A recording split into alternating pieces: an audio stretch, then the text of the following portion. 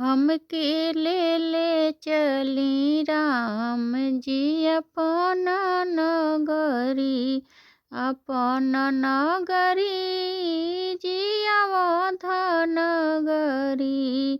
अपन नगरी जी अवध नगरी। हमके ले चली राम जी अपन नगरी। सिया सुकुमारी के पनियो नहीं भरे आवे।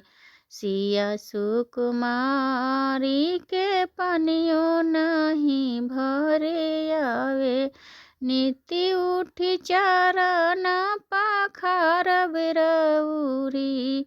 ए जी नीति उठी चरण पाखार बिरउरी। हमके ले चली राम जी अपन नगरी।